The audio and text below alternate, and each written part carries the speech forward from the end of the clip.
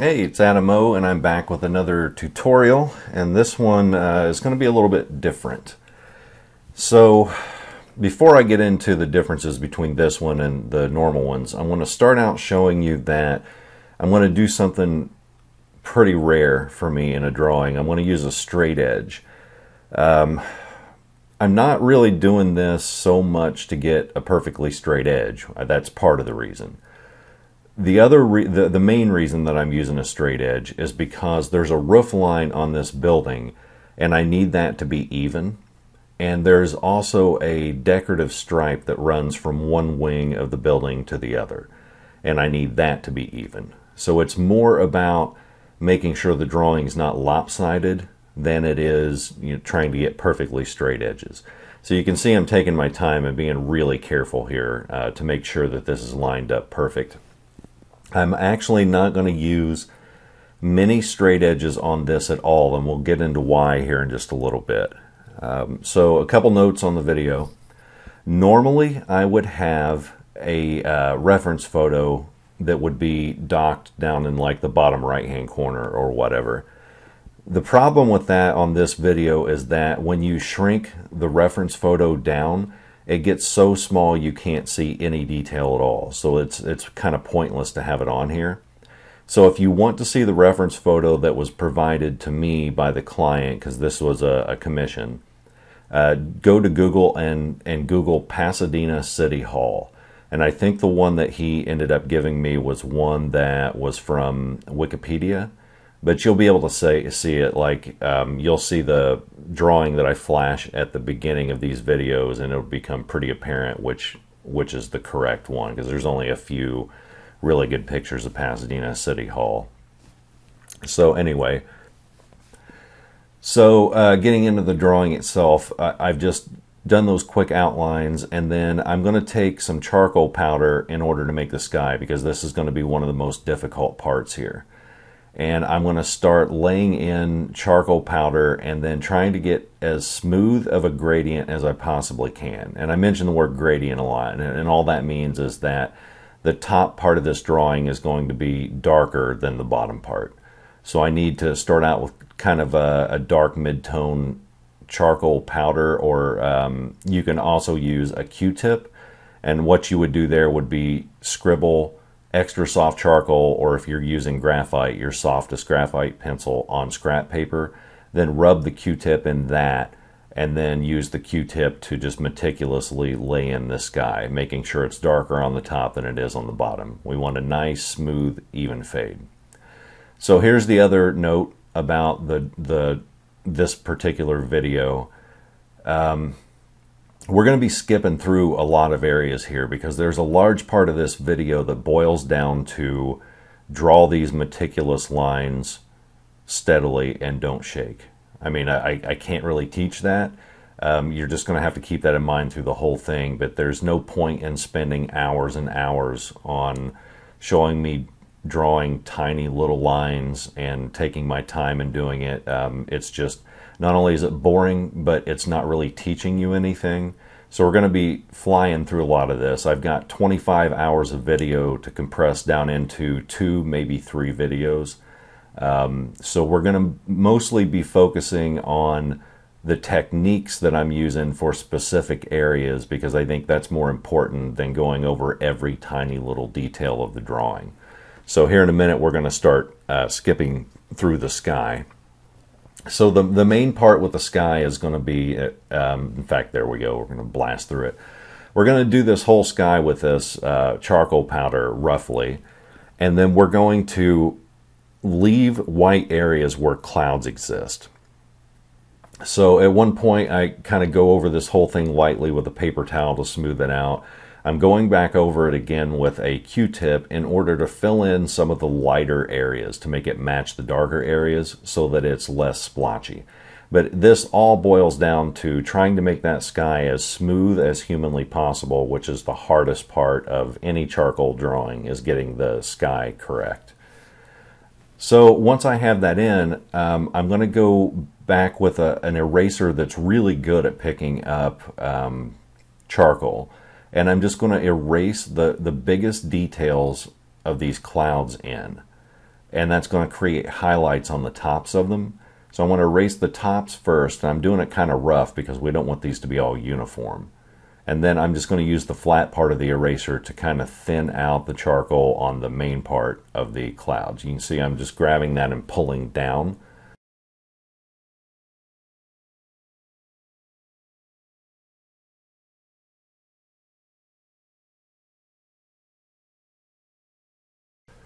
Then what we'll do after we get that done is we'll take a paintbrush. And again, if you're not using charcoal powder, it doesn't matter. You can use a Q-tip to do the same thing. But I will be taking a paintbrush and just kind of wisping in these little dark or darker areas in the middle of the cloud to make it appear that it's got shadows.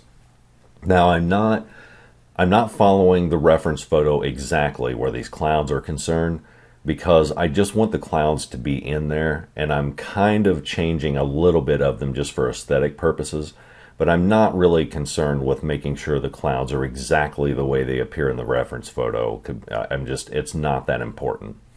The fact that they exist at all is fine with me. So I'm going to just kind of blast these through. I'm going to finish up these ones on the right, and then I'm going to fast forward through a little bit because we're going to do the same thing on the left-hand side.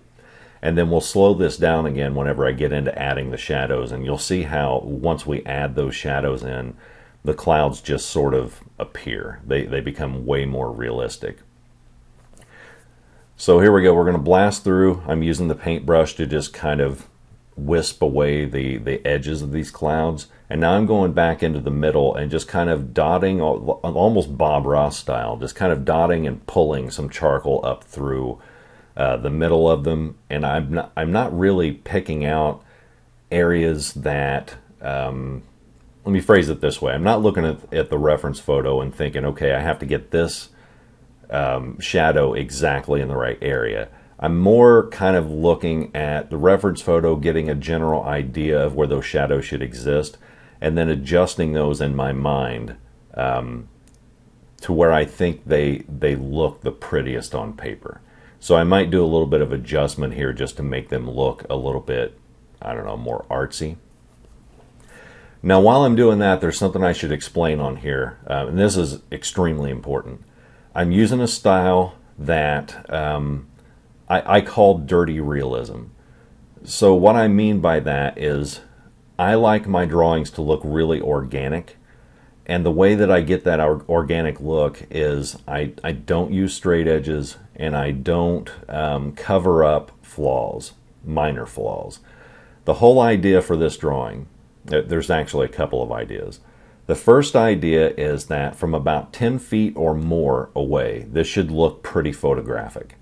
Then the closer you get to the drawing, the more you'll notice pencil marks, little flaws, straight lines that have a little bit of wave to them where you can tell they're hand drawn. The other thing about it is I want it to look like it's almost screenshotted from like a 1940s documentary. I want it, you know how those documentaries have kind of, they call it film dirt, or at least I call it film dirt. And it's got little, I don't know, speckles and little lines that go through the film, and it just looks historical. So I want this to look like it was photographed from the 1940s or from one of those old school documentaries. And you'll see at the end of the drawing, I think it accomplished that. So anyway, the technique that I'm doing here, the reason I'm rambling about what I'm going for in the drawing is because the techniques I'm using right here are the same things I've been using since the beginning. So I want to take a dry paintbrush. When I say dry, I mean it's not loaded with charcoal, and I'm just kind of fluffing the edges of the clouds to give them some softness. And then I'm taking a kneaded eraser, and I'm just going to kind of dot through just kind of random areas up in the sky to make these little tufts of clouds appear.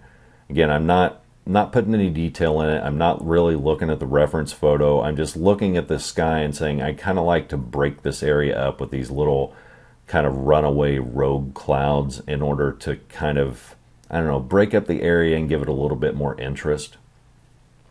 So some areas I'm going to do hard with that kneaded eraser in order to lift more charcoal off, which will make the clouds look brighter, there are some areas where I'm just going to barely touch the paper so those things barely exist. And you can see they're kind of random and scattered.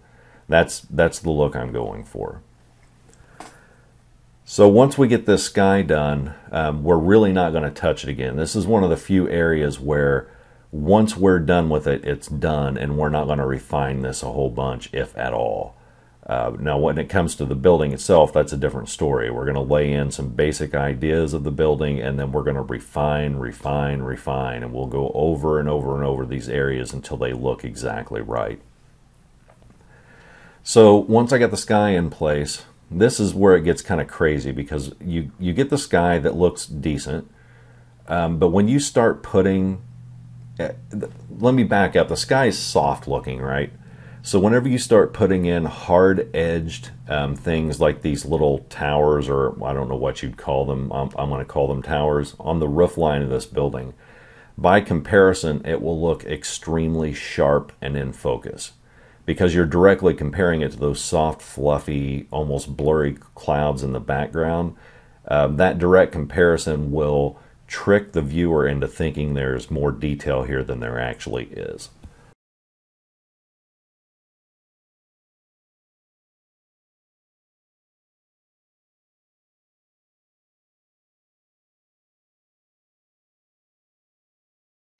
So what I'm doing here is I'm taking hard charcoal, and I'm using, this is weird to phrase, it's the darker of my hard charcoal pencils.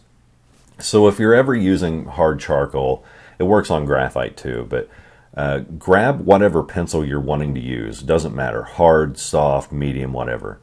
If you've got multiples of that pencil, grab a scrap piece of paper and just scribble with those same grade pencils.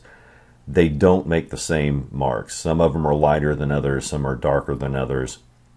And it's just because it's an imperfect science making these grades of pencils. So I have 2 hard charcoals right now that are sharpened up and ready to go, but one of them makes extremely light marks, and this one operates more like a medium grade pencil.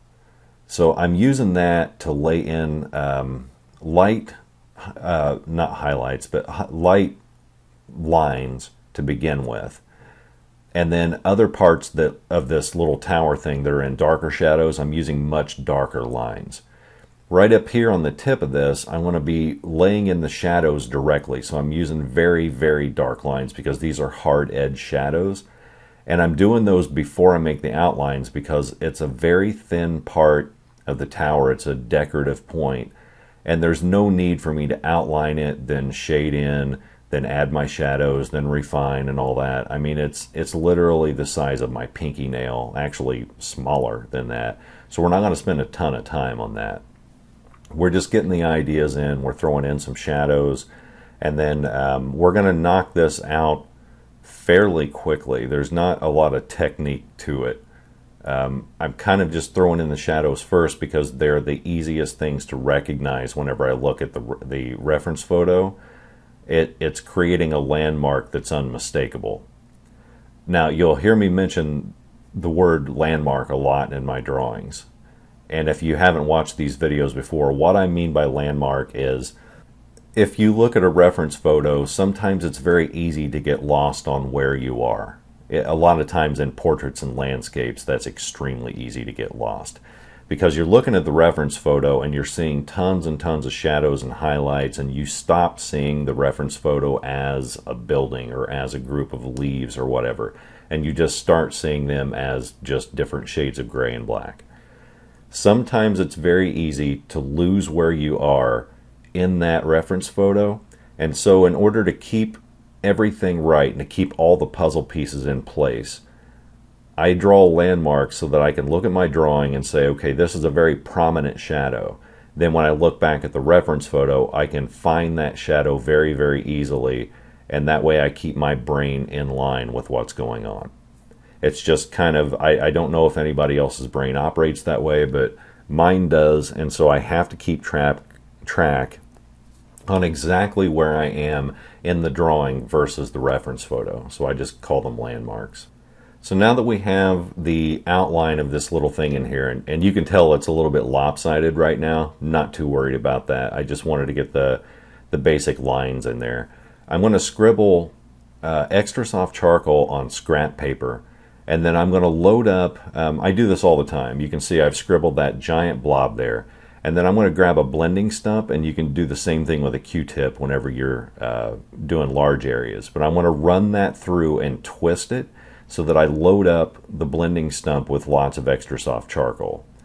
I made the line on the paper in order to remove a little bit of it so that it's not so black whenever I go onto the paper. And now I'm just going to start adding in tiny little intricate shadows, because on the reference photo there are the main shadows that go across this dome. There are also these little spots that are darker than others, and I don't know whether they're stains or decorative elements or whatever because it's such a small little detail. But I'm just kind of dotting those in. And then we're going to do a whole lot of the shading with blending stumps on this piece, because the fewer pencil marks you have, the more realistic it'll look. I don't want the paper to dictate texture here, because the building is so smooth that if I tried to shade with pencils, it's going to leave a bunch of pen holes and pencil strokes in it, and it's going to look too drawn. So I'm going back in with I think this is a B graphite pencil, and I'm adding in some really, really fine intricate details, because this dome has little highlighted lines and little edges that kind of pop out. And I don't think you're going to be able to see that on camera, but it's important that they're there in the piece in real life.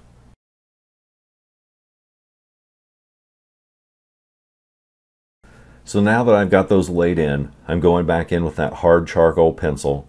And if you don't have any hard charcoal that makes dark marks, then you can use kind of a medium pencil to do the same thing. I don't want to use extra soft because that's too black. So I'm using that pencil to drop in some of the more prominent shadows where the dome meets the cylinder part of that little tower thing. Then I want to drop down and start working on the next little divide, because that little cylinder sits on another dome that looks like kind of an old school army hat. Is the only way I can think to describe that shape. So I'm just drawing in the beginnings of that. Then I want to jump back up into the cylinder, and I'm going to start adding small things like there's some windows up there. I'm throwing in a light outline, but these windows are going to have these little black, really dark black shadows in it to where you can see through them. I'll add those in just a second. None of what I'm doing right now is complex, but I am taking my time because this is a man-made object. And so I have to be much more careful here than I am on, say, like a landscape. Because on a landscape, nature's chaotic. I can get things out of proportion, and I can make leaves different sizes, and it's not really going to matter. On this, everything's going to matter, because the windows that appear in this section are going to appear in the one that happens on the right-hand wing of this building. And then the windows themselves on this specific cylinder need to all be the same size. They can't really be lopsided. Now you'll notice that I didn't use a straight edge on any of that. One, because they're so small, there's no need for one. But two, that goes back to the organic thing I was talking about a little bit ago. If you don't want yours to look hand-drawn and organic the way I want mine to be, you can grab a ruler and start laying in every single edge of this building with a straight edge to make sure it's exactly straight. That's not what I'm looking for. If I do that on mine, not only is this drawing going to take a solid month to finish, it's also going to look like a computer-generated thing. It's going to look too much like a photograph, and I don't want that at all. I want this I want the viewers to see this drawing and mistake it for a photograph when they very first see it. But then whenever they get to looking at it closer for even a few seconds, they're like, oh wow, that's a drawing, that's not a photo. And that's what draws interest, that second or two of psychological trickery that makes them have to go up and look at this drawing for longer. That's what I look for in most of my drawings. So now that we got the window in, or the windows in. I've dropped in a few black sections where you can see through the windows, and that's kind of just the shadows that the ceiling and all that's dropping down. I just have little squares there to represent that. And now the important part is I'm taking the blending stump and shading the face of this little cylinder in with that rather than a pencil. And that's going to give a nice smooth, almost like a paint job. And then we're not going to have to worry about pencil marks. We're not going to have to worry about pinholes or anything like that. Now, you'll hear me mention pinholes a lot too. So if you don't know what that is, if you were to shade this with a pencil, the teeth of the paper, which are the little hills and valleys that happen on a microscopic level, the hills are going to grab pencil, but the valleys are not. And so what you'll get is this rough penciled look that has, it looks like somebody took a little pen tipped with white paint and started poking holes all over that area that you just shaded. If you do it with a blending stump, those are so soft that it fills in the valleys, so the pinholes naturally aren't there. And so it gives you a really nice, smooth, even shade whenever you're using blending stumps. So I'm just going to meticulously and carefully go back over this little cylinder and get all that shaded in to where it's nice and smooth. And I am going to be really finicky on this entire drawing because it's so complex. But once we have that in place, we're going to start skipping up here in just a minute too, because there's no need to linger on this entire area and show every little tiny thing I'm doing. For now, we're going to jump down into that secondary area, and that's the big army helmet type of dome that happens. And there's a little ridge lip type thing that casts a pretty hard shadow. So I want to drop that in first because that's a really nice smooth landmark that happens. And it's one of the most prominent features of this dome. So I'm getting that there in order to give myself a comparison point to make sure that all my shapes are correct.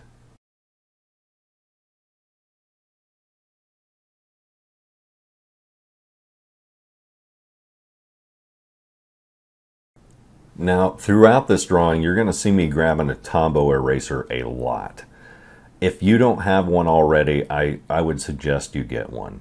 I mention it in every single one of these tutorial videos, so I might as well mention it now. A Tombow eraser, this one that I've got is called a Tombow Mono Zero eraser. It is a 2.33 millimeter eraser. It operates like a mechanical pencil, and it means you can erase very fine, thin, sharp lines. I'm using it a lot in this drawing in order to clean up some of my darker shadow lines. And so if I quote-unquote color outside the lines, it's not a big deal. I just go back in with a Tombow eraser and clean up those edges. In this drawing, one of the reasons it's important is because the shadow lines that I'm doing are going to be so thin that it's almost impossible for me to not go outside the lines. And so I don't really worry so much about making sure every shadow is exact because I can go back in with a Tombow eraser and clean them up. If you don't have one already, consider getting one. I found mine on Amazon. It was super cheap. I think it was like $6 and they give you 3 refills. So I know that if you've watched all my videos, that's going to be tedious and repetitive that I mention that a lot. I'm going to continue mentioning it because I don't think a ton of people have one, and it is one of the most important pieces of equipment that I have in drawings like this. I make a ton of highlights with it too. In fact, when we make the stairs later in the probably the last video, you'll see how I kind of trick the viewer into imagining that there's stairs there or thinking there's stairs there just by using a Tombow eraser to throw in a couple highlights. We're going to do a lot of trickery in this drawing too.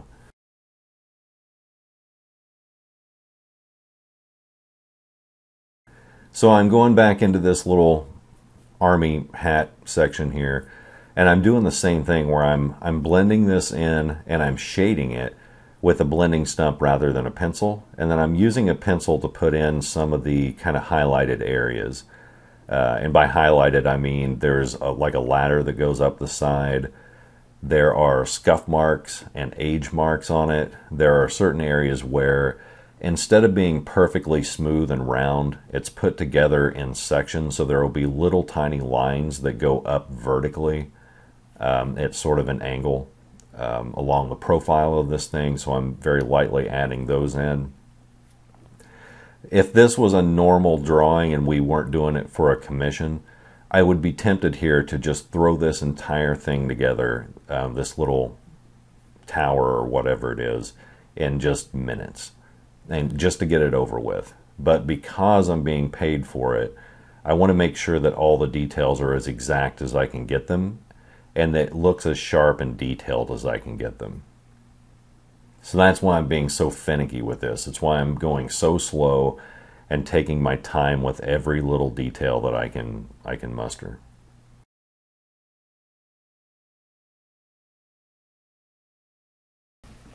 And by the way, the ladder that I mentioned, I didn't actually know was a ladder until just then. And then once I realized it was a ladder, I was like, oh, I better go back and put in rungs. The reason I didn't notice it is because the reference photo I'm looking at is so small.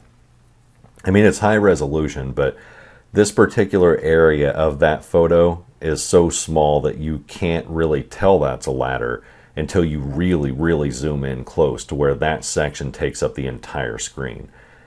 Whenever I do these, by the way, I don't know if I've ever mentioned, I pull up a reference photo on my laptop, and then it's one of those touch screen laptops, so I can zoom in really, really close to any image. So that's what I do. I pull that up on a laptop, and then I zoom in on the areas that I'm drawing to where they take up most of the screen. That way I can see the tiniest little detail.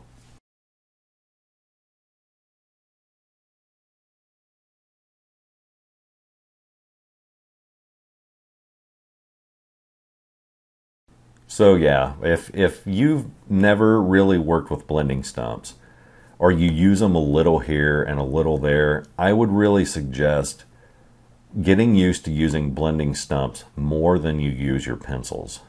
And you're going to see areas where, especially in like portraits, where the majority of my drawing is done with blending stumps. And I don't use a pencil that often because I don't want those pencil marks in there. I use them for basic outlines. I use them when I need much darker shadows or really defined areas. Otherwise, I try to do the majority of the drawing with blending stumps and Q-tips, which operate exactly like blending stumps. They're a little smoother and fluffier, and you can do larger areas faster with Q-tips. So now I'm just going back up into the top of this and getting the details as finished as humanly possible. So on the building itself, we're going to go back in and refine and refine and refine over and over and over. The two towers that I end up doing, one on the left wing and one on the right wing, I want those to be pretty much done because I don't want to go back up into them later. And they're such a small little area, I don't think there's a need to go back and refine it over and over and over again. I think that's one of the few times, though, where to me it makes more sense to finish it entirely and then move on and not have to worry about that again. The only time we'd really worry about that again is if we do the rest of the building and then this doesn't match the tone of the rest of the building, then we can go back up and modify it to make it match. Okay, so now we're going to get into that dirty realism part that I talked about, where you can see hand-drawn lines.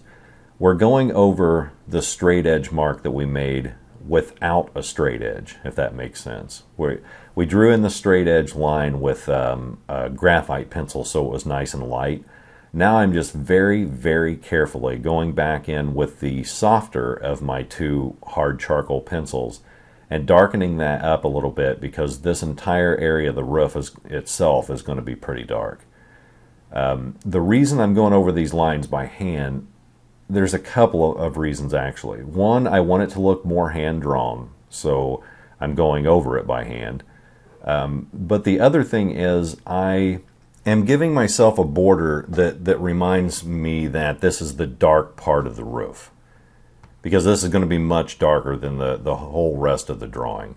So I'm kind of setting the tone in reminding myself that this is where it needs to stay dark, and you need to stay dark within these borders.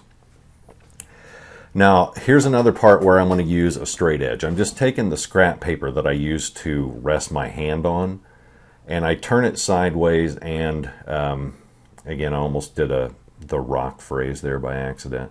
I'm drawing a flagpole, and drawing that by hand is extraordinarily hard because not only do you have to keep it straight, but it also is kind of a, I don't know the word for it, it tapers.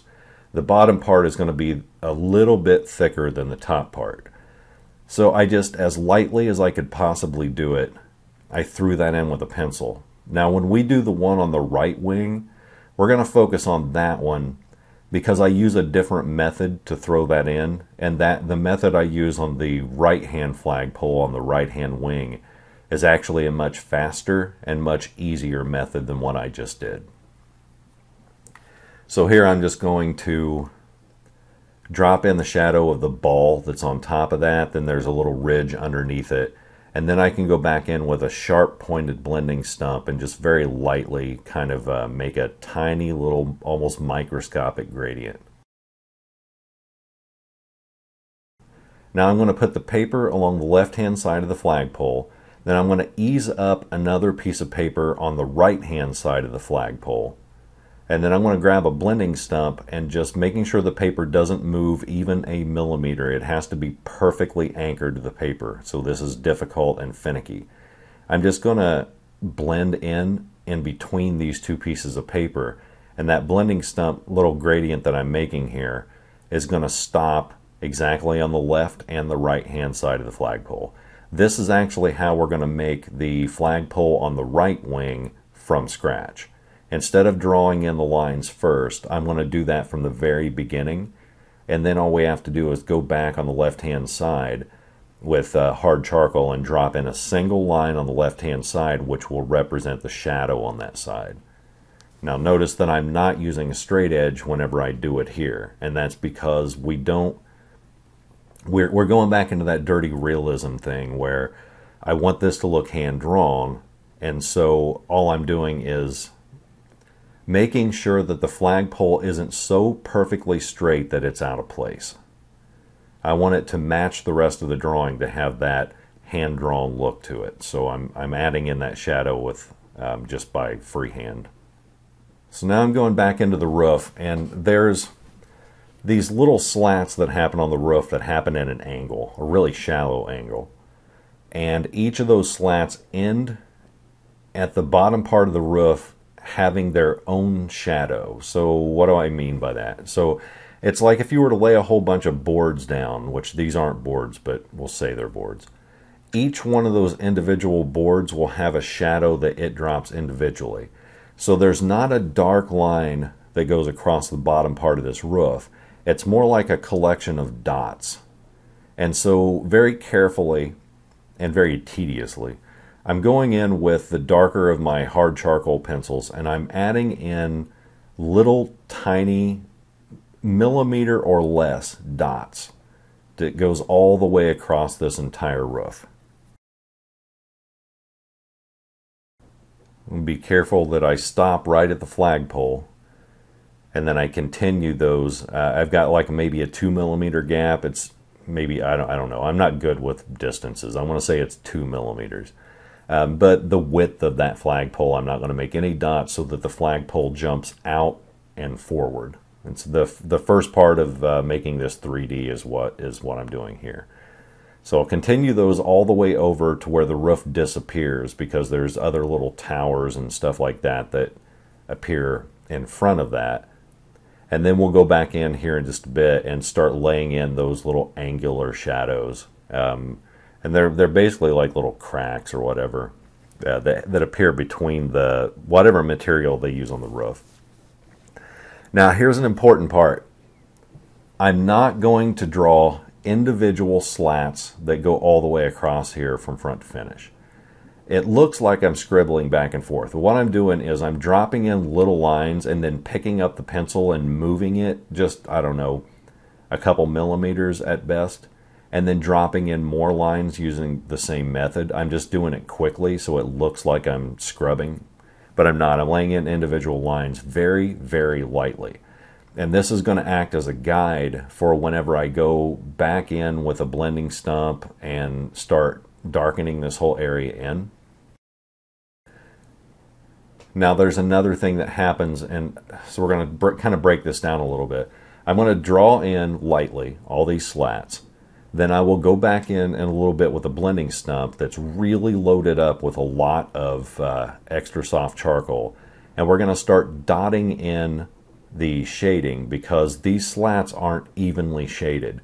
It's more like shingles that are going to, some are going to catch light, some are going to be darker than the others, and it almost kind of appears kind of dotted. You'll see what I mean whenever I get into it, but it's not perfectly smooth. But these little guidelines that I'm adding in right here are the beginning of all that. It's more for me to keep the shape correct in my head than anything. Now the edge of this roof meets another little tower or spire, or I need to get on Google and find out what to call all this stuff. I'm just making up random words based on what I think it might be. Anyway, the roof stops and that little tower or spire begins. And there is a shadow that happens along there. So I just kind of lay that in quickly. And then I'm going to go back over, and each of those little lines that I just drew, I just kind of darkened each one of them a little bit.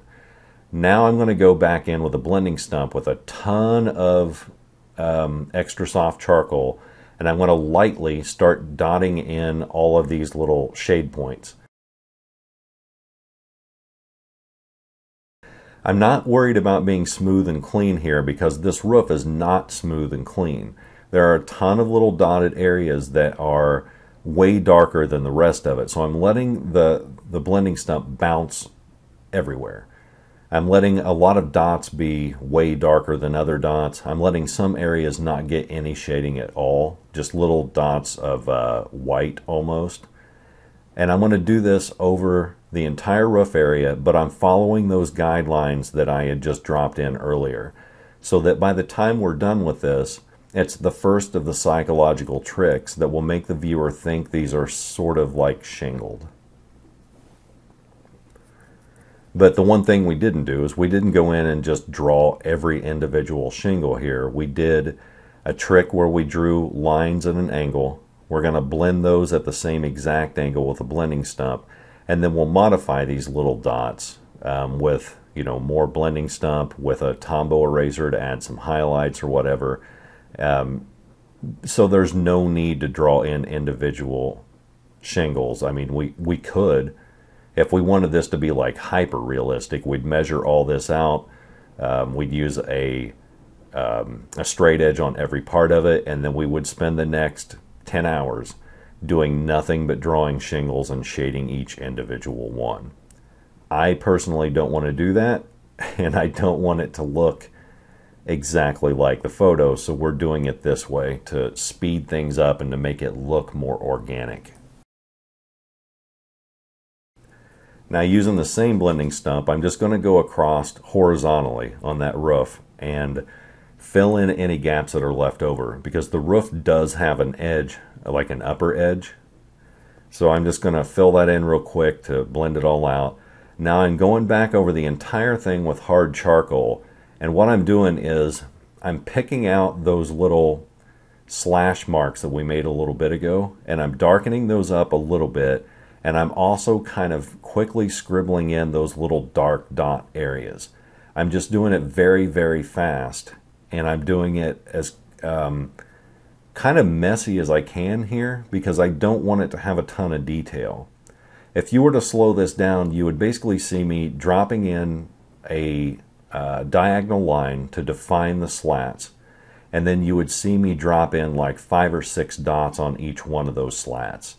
I'm just doing it kind of carelessly and quickly so that it retains that, that organic look. Now I'll just grab a Tombow Eraser, and I'm going into the roof and just kind of dotting and pulling maybe a millimeter just to add little dots of reflection and highlights in this roof. Now grab a blending stump again and just add a little bit more darkness to the roof. It's going to keep the dots that I just added in because those are there. I mean, it'll darken them up a tiny bit, but since I'm darkening the entire area with the same pressure, the dots are going to stay lighter than the rest of the area, while the rest of the area goes darker. I don't know if that makes sense or not, but you're not going to lose your dots by doing this. They may darken up a little bit, but they'll remain separate from the rest of the roof. If we keep those too white and we erase clear down to the actual paper, what'll happen is it'll look sparkly because it'll be so white compared to everything around it that it'll look like it's somebody threw a big handful of glitter on it. So now we're going to take the Tombow Eraser and clean up the edge of this roof, and I'm just lightly erasing any sort of overlapping strokes that I made with the Tombow Eraser, and this will put a nice sharp edge on the edge of the roof. Now this is one of the more difficult parts of the drawing. There is this decorative stripe that goes all the way across both wings. And so what I'm doing is laying paper there, and then I'm going to take the sharpest blending stump that I have and with the finest point, and I'm just going to scrub gently and lightly all the way across the edge of this paper so that the stripe that I'm making has a defined sharp edge on the bottom of it. This stripe is actually, it's really thick if you look at it as an overall piece, but it's composed of, or comprised, I don't know which word I should use there, doesn't matter. It's made up of many smaller stripes that come together to form a much larger one. So to give the first part of the idea of that, I'm just laying that paper in place and scrubbing along, you know, the top of that just to add in that first line. Now all I'm doing here is I'm going to take the scrap paper and lay it over the top of that line and then erase across the top in order to clean the top part of the line. So basically the fat part of the line that I just did is under the paper, and any overlapping edges are popping out, you know, above the paper. I'm trying out some techniques here. I mean, in the end, whenever I get down to like the right wing, I don't bother with any of this technique. It's worth trying out to see if you like it or not. But in the end, like whenever I get to the right wing, I do all this stuff by hand. I just go over the stripes with no paper, just a steady, non-shaky touch with just freehand and Tombow Eraser. So anyway, all that aside, it's worth trying out. If you like it, use that step. If you don't, do it by hand. So I'm just going over that line with a blending stump again without paper, just to kind of darken it up and fatten it up a little bit. And then we'll move on to the next section of this, this little strip. I hate this strip, by the way. I don't hate how it turns out. I hated having to do it because it's so finicky and it's so detailed, and I'd much rather do nature type drawings because, I don't know, you get more leeway with them. And with a man-made object like a building, everything really needs to be pretty exact. You don't have a lot of leeway with man-made objects. Now this little stripe has a little ridge that runs along the edge that has just the tiniest, subtlest shadow along the bottom part. So I'm using my paper again to make a quick guideline and dropping that in quickly. Below here is where things are going to get tricky.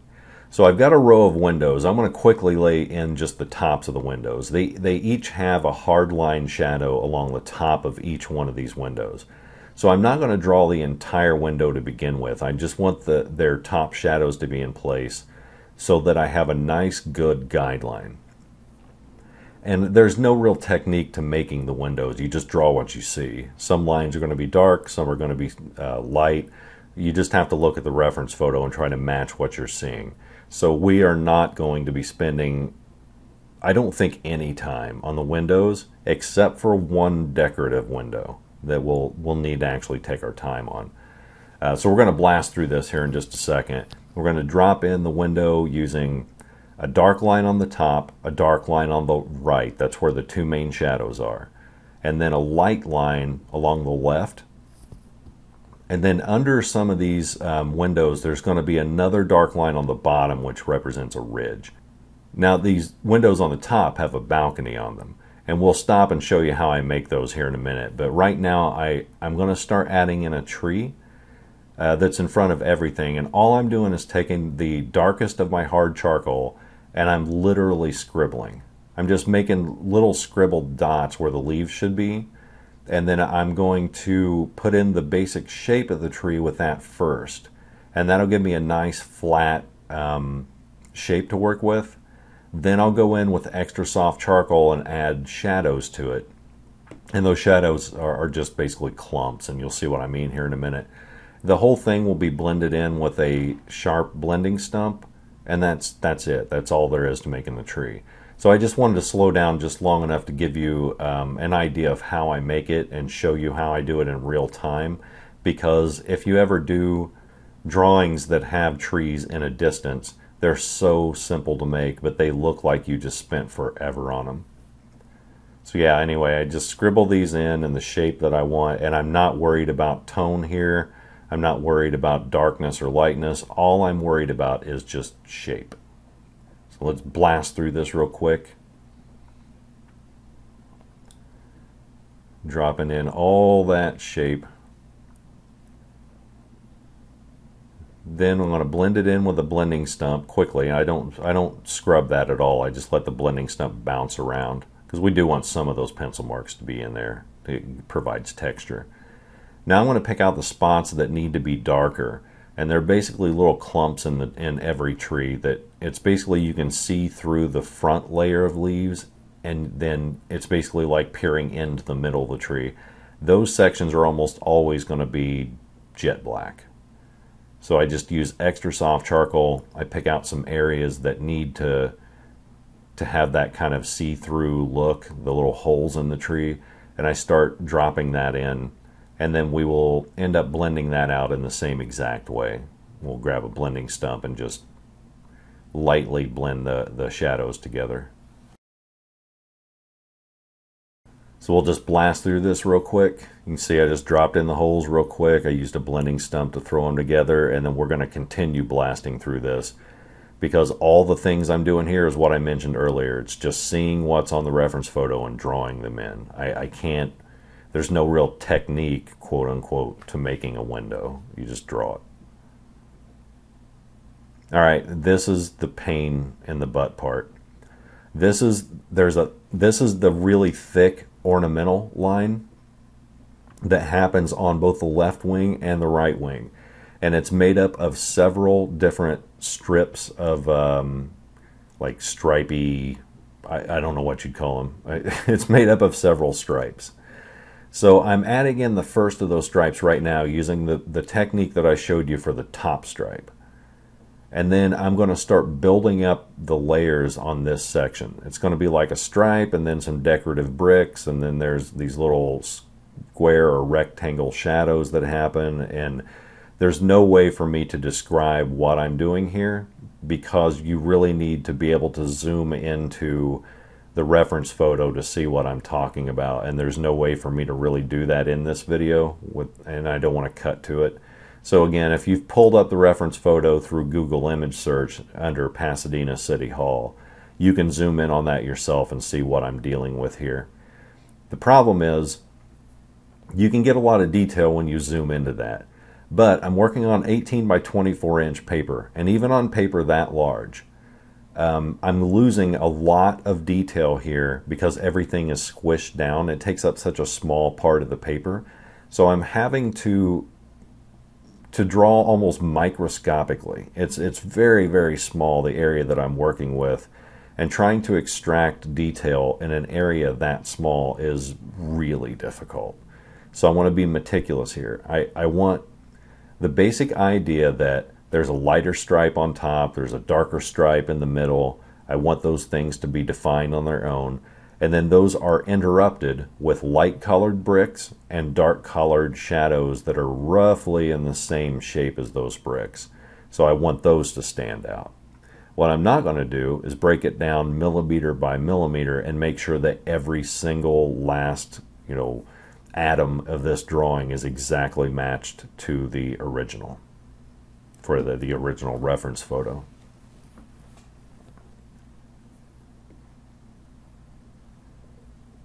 Now, one note while I'm dropping this stuff in. When we get to the right-hand wing of this building, I am probably not going to do a video on that, because everything that we're doing right here, we'll be doing again on the right wing. I may use a couple of different techniques in doing the right wing, and if I do, I will slow down and talk about those, because this video is going to be more about techniques than it is, here's how to draw this building. Like, I don't think any of you are going to actually attempt to draw this building. It's annoying and intricate. So anyway, so this wing that I'm working on now will be a video. The middle section of the building, which is the most intricate part, will be a video. And then there may be some miscellaneous techniques that will comprise possibly a third video. We'll just have to see, how that looks. So right now what I'm doing is grabbing a fluffy Q-tip. And what I mean by fluffy is I've grabbed a Q-tip and I've kind of messed up the end by pinching it and rolling it. And then lightly, it doesn't have to have any charcoal on it. I'm just kind of shading around this area of the building to ease up some of that whiteness. Now, the reason that I can make this darker, just, give it a light gray without putting charcoal on it, is one, this one happened to be already a little bit dirty, but I don't even have to have it a little bit dirty. I can use the lines that exist in this drawing right now, and just as I'm scrubbing, the Q-tip will pick up a little bit of that pencil from those areas, like in the tree, in the stripes, in the windows, or whatever. And as long as you're scrubbing lightly, it won't mess up the line work that you have now. If you scrub hard, it will. It'll make it look all blurry. So anyway, I'm using the pencil that's already on the paper and just kind of pulling it around in order to take the edge off of that whiteness.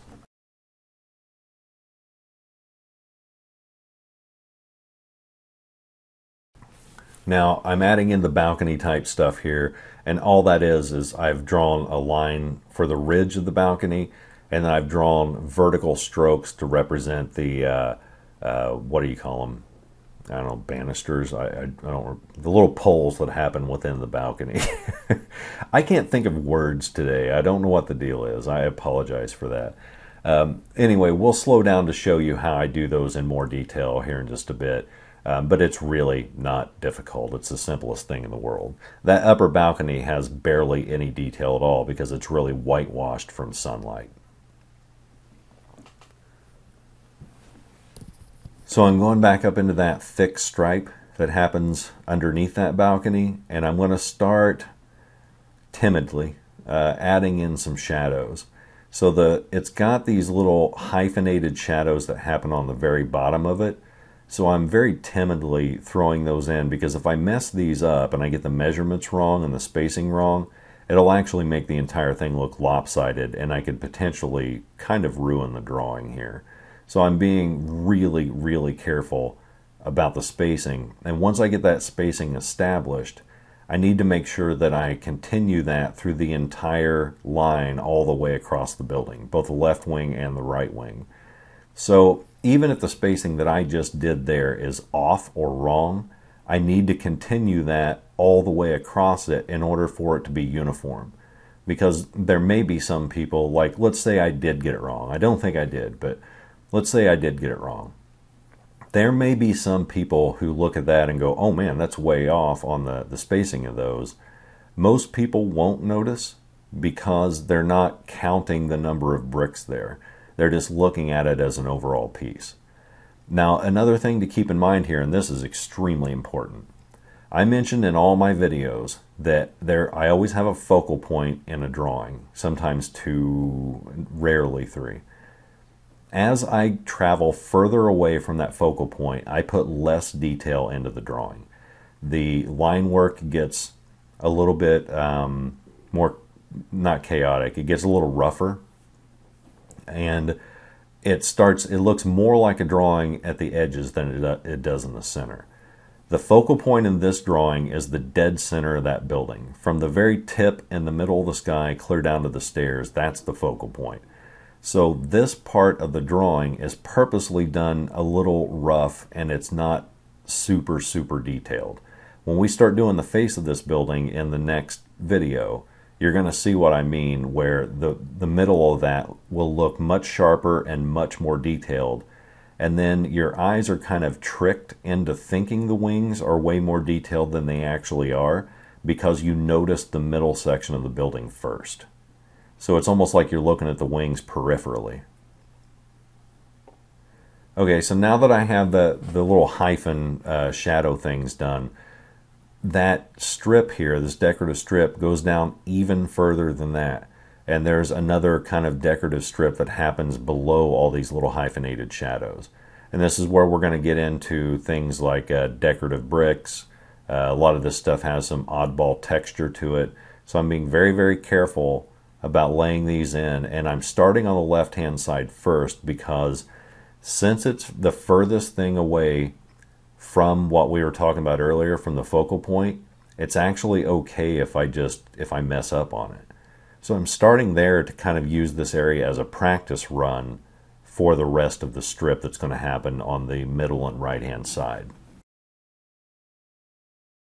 So that's basically a darker strip with lighter bricks underneath it. So I get those in place, and again, I do them roughly, and I kind of use that as a test strip first. And then as I move to the right, I've got more of an idea of kind of mentally I'm thinking, all right, it's kind of easy to do it this way. Maybe I can change it up a little bit. Then I kind of slow down and work on the details. But the technique here is the same as what we just did with the hyphenated, little bricks above it. We're putting in the basic shape. We're working on the shadow parts first. And then we'll kind of use negative space to make the highlighted bricks, which just means we're going to draw around them.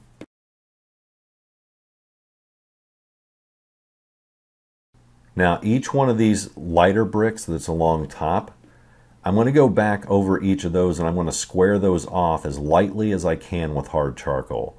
I'm just making a very light outline, and I know this is tiny and incredibly difficult to see on video, especially if you're watching on a phone. You're never going to get detail out of that. But I'm just pulling down 2 vertical lines on the sides and then 1 horizontal line on the bottom just to square those off. And the only reason I'm doing that is because these are all surrounded by much darker areas. So whenever I shade those areas in around those bricks, the outlines that I just put in place will disappear.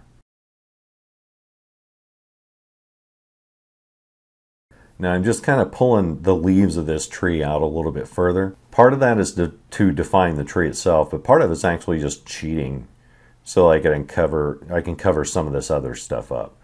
Then I drop back into the line, and lightly I'm going to make that stripe that happens on the bottom half of this lightly with hard charcoal, and then we'll blend all the pencil marks away with a blending stump. I just have to keep in mind that along the very bottom section of that, there's more of those highlighted, lighter colored bricks. So I'm just kind of scribbling and scrubbing around those areas and then leaving the bricks as negative space. I'm just drawing around them. Then go back in with a sharp blending stump, a sharp pointed blending stump, and blend that whole section together. And again, I'm not going to do anything where the bricks exist. Now I'm just taking a Tombow eraser quickly and erasing a highlight along the flagpole because I accidentally blended right over the top of that. So don't worry if you make mistakes like that, they're easy to correct. Half of drawing things like this is correcting mistakes and overlaps and whatnot. Now I'm spending so much time of the video on this section because it becomes one of the more interesting pieces of the building. It becomes kind of like a secondary focal point. Even though there's not a ton of detail, it looks like I'm putting a lot of effort into something that is highly detailed. In reality, when we're all done, it's not all that complex. It just takes a steady hand to do it. So once I get that all blended in, I'm going into each of these individual bottom bricks, and erasing away any of the accidental overlaps that I have. That'll just sharpen up the brick and make it look a little bit more detailed. And I can also, while I'm in there, make sure that the rectangles, the shapes themselves, are nice and clean and roughly the same size. Yeah, and believe it or not, this is probably one of the least detailed parts of this entire drawing.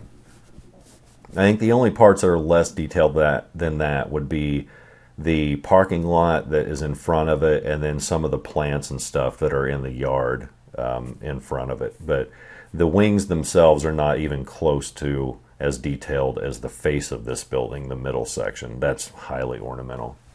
All right, so I want to jump back up below the balcony.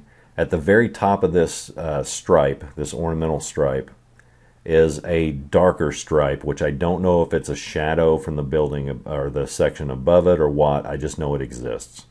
So I throw that in with hard charcoal, and then very lightly I'm going to blend away any of the pencil marks with the blending stump, and then I can just clean up the top edge of that again with a Tombow eraser if I need to.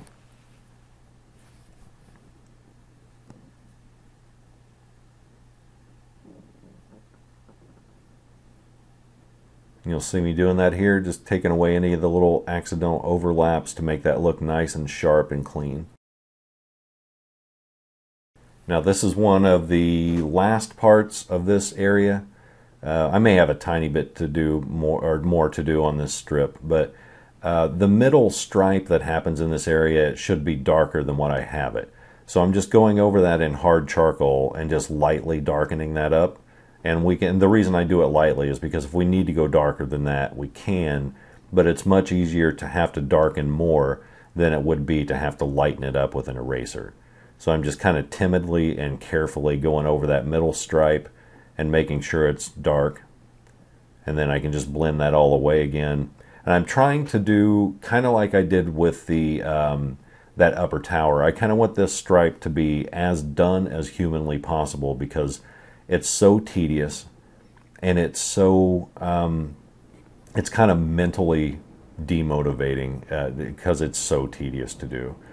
I want to make sure it's done so that I don't have to mess with this thing again. So I'm finishing it up as much as possible. We may need to manipulate it at some point, but I kind of want to reduce the chances of us having to do that. So what I'm doing at the end here is there's another overlapping brick between the highlighted bricks that you've already seen me draw. So those have their own little light shadow along the bottom. So I'm grabbing I think this is a B graphite pencil, and I'm lightly putting those in between each of these other bricks. And I think they go down just a little bit lower than those bricks as well. And so I'm just adding that in because if I used hard charcoal there, it would stick out like a sore thumb and be too dark. But the B pencil kind of, I don't know, it gives me a dark enough line without it being jarring.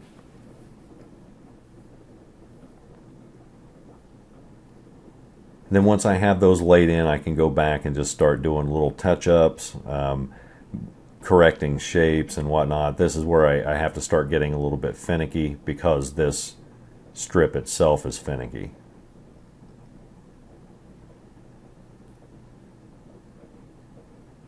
So now I can go back in with each of these bricks and define out the bottom shadow. I can draw light lines that go up into the strip vertically in order to separate out each of these bricks.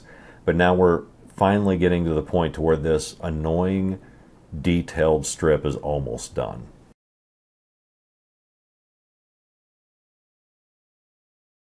Now the very last part of this is that each of those bricks that I just drew in, I call them bricks, but they're not.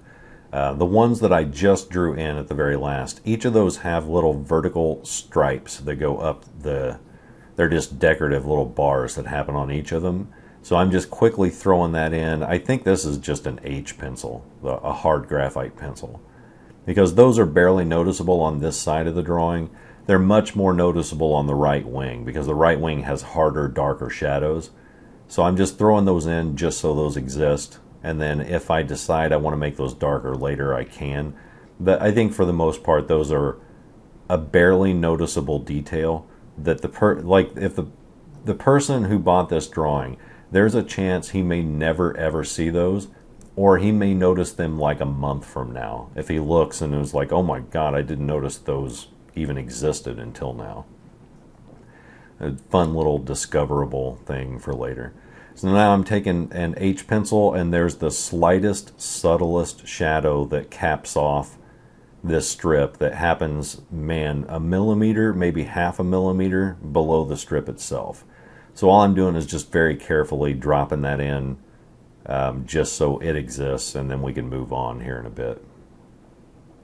Or very quickly, we'll be moving on pretty rapidly. Alright, so let's get into dropping in the little plant life down here. I am not going to slow down on this because this is literally scribbling. All I'm doing is just adding it in with dark or hard charcoal, and I'm using just kind of chaotic vertical / diagonal motions. And I'm just dropping those in and then blending them out with a blending stump. On this window, I'm going to drop that in quick. I'm going to actually slow down on another one here in a minute to show you how I do it because it's more in view. But for now, I'm just dropping that in quickly. I am going to slow down here to show you how I do the shadows, because this is what I think is one of the cooler parts of the drawing, are the shadows. Those are going to be a feature. So these are shadows of the trees in front of them that are hitting the building. So all I do is load this up with extra soft charcoal, and then I pull that across blank scrap paper in order to pull some of that blackness off. So it's like a dark mid-tone gray rather than pure black. Then all I'm doing is just literally drawing in the shadows as if this was a pencil.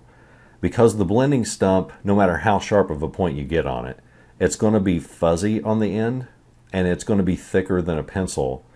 It's going to automatically make shadow-like the appearance of shadows just because it's so thick and so fuzzy. So we're just drawing in the shadows kind of haphazardly. We don't have to make sure they're exact. We don't have to make sure they're sharp or anything like that. We're just dropping it in with a blending stump, and that's it. The biggest thing here is to make sure that the shadows are basically uniform. So what I mean by that is that we don't have some parts of this shadow that are super dark and some other parts that are super light. You are going to get those fluctuations in kind of a tone and shade, just because some of those shadows are going to be darker than others naturally, but you don't want it to fluctuate a lot. For the most part, it needs to be kind of a single tone and shade of mid-tone gray. Throw in just maybe a couple dark splotches just to have them in there, but overall make sure it's kind of uniform all the way across. So now I'm dropping in that balcony thing that I was talking about earlier, and all I'm doing is making just little slash marks that are vertical with dark charcoal. This is the darker of my hard charcoal. You could even go as far as using extra soft there, but if you do, I would use a light touch. And I'm just making vertical slash marks that are not perfectly straight. Because those little pole things there are decorative, they're going to have a little bend and a little wave to them. Allow that to come through. So I'm just making little slashes and then capping off the ends by sharpening that up. But the reason I'm showing you this is because whenever I start adding in the dark parts of the window and defining these lines and defining these really sharp shadows, it will, by comparison, make that shadow look way more realistic. Because the shadow is a mid-tone soft thing that is going over the top of this very sharp defined thing. And whenever you do that, it just makes it look so much more realistic. So that's what I'm doing here. I'm going over that window again and sharpening up those details in order to make the shadow look like it's soft and it's a thing that's kind of intruding on that space. So let's blast through this, because this is, again, same stuff we've been doing. Drawing the windows in by making sure they're darker on the top and the right, and then they've each got a little lip underneath each of the windows that's kind of like a little ridge. We're going to finish off the plant life with grass. There's no real weeds in here, but it's grass and like planted type plants, landscaped type plants. And now we're coming to the edge of this wing. There's going to be, like, the texture totally changes here. So this part of the smooth type building ends, and then we're starting to get into the face of the building itself. And the face of this building has horizontal stripes that goes across it. So I'm ending this section just by taking it doesn't matter whether you use a B pencil or an H pencil. It would make more sense to use an H pencil because this is all white paint that we're getting into, meaning the building itself is painted white. So we don't want hard outlines here. We just want to give ourselves a border to work from. So I'm dropping those in quickly with graphite, and then we can start modifying that here in just a few. Now from this section, it casts a pretty big shadow over this wing. And the shadow has shape to it. It has pretty defined shapes and defined edges to it. So I'm going to add in the shadow for this exactly like I did the tree, except this one I want the shadow itself to be smooth all the way across. I don't want this to have big clumpy dark areas in it. So I'm going to add that in with just a blending stump, and then I'm going to go back with a Tombow Eraser and I'm going to clean up the edges of this so that it looks way sharper than what it is right now. See, a lot of times a lot of shadows will have a fuzzy edge to it. And you can have a little bit of a fuzzy edge to this. But this is one of those that is taken like in the middle of summer, and it's very, very bright, hard sunlight. And those cast really defined shadows with very hard edges on them. So that's what I'm doing here, is I'm going to make sure that these shadows are dark, and I want to make sure that they have defined edges, because that's what's going to tell the viewer that this is a very bright, sunny day that's casting very hard, harsh shadows. Even as dark as I'm going right here, at the end of the drawing, I will darken that shadow up even more. Because right now it looks more like a flat gray than it does, you know, a dark, blackish shadow.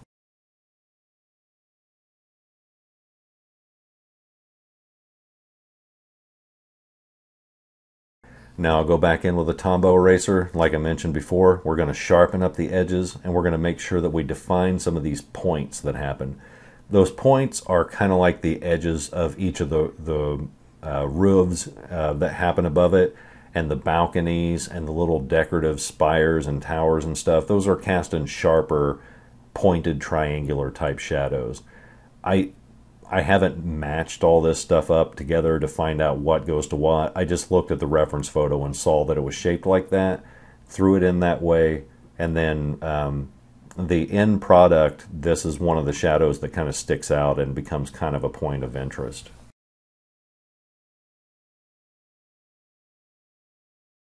Okay, so as I'm wrapping up this wing, which we'll wrap up the wing in this episode, and then the next episode we'll be concentrating on that highly decorative, highly intricate middle section. That's going to take much more skill, much more patience to do that section. But yeah, anyway, we've reached 100 people on YouTube, which is awesome. That means we finally got a URL that's memorable. Which is Adam O. Art. I said it was memorable, and then I forgot what I named it. Anyway, I'm trying to reach 10 patrons right now. I currently have 6. And just to let everybody know and to be perfectly transparent, I cannot do this stuff forever unless I get that built up. I either have to start making money from YouTube, which means we need to come up with thousands of subscribers, and or I need to start bringing in more patrons than the 6 I have. As of right now, with full transparency, I make $35 a month, and I basically do this for about 50 to 60 hours a week, drawing, recording videos, dubbing video, editing, promoting it on social, all that. It's literally a full-time job with overtime. So if you know anybody who's into stuff like this, please consider passing the Patreon and or the YouTube channel along. The more subscribers I get, the better. It costs you nothing to click the subscribe button and the like button, and it helps people like me continue creating the things we create. Before we go, as we're wrapping this stuff up, I'm just adding in the preliminary beginning shadows to these little sections. This will eventually turn into, it's not really a pole, it's more like an indentation that's kind of decorative. It'll have horizontal stripes that go across it, and then like all the face of this building will have a ton of horizontal stripes that go across it. But we will have to manipulate this in a way that makes that look like kind of a pole, and then an area that lies deeper behind it that also has stripes. Then to the right of that is an area that's way out in front of all that that has stripes itself, and there's just tons and tons of indentations and little cracks and cubby holes and stuff all over the front of this. It's very well designed building, but it's extremely ornate, and it's extremely decorative. Getting all those little nooks and crannies and poles and whatnot, getting all those in place was the hardest part of this entire drawing. Anyway, we're going to wrap this up. Thank you so much for watching. Part 2, you're going to see some crazy details being made, and you'll definitely learn some new techniques whenever we get into that one. That should be here next week. Anyway, thank you so much for watching and for supporting what I do. The more support I get, the more of these I can do. So please consider passing it along, and I will see you in the next video.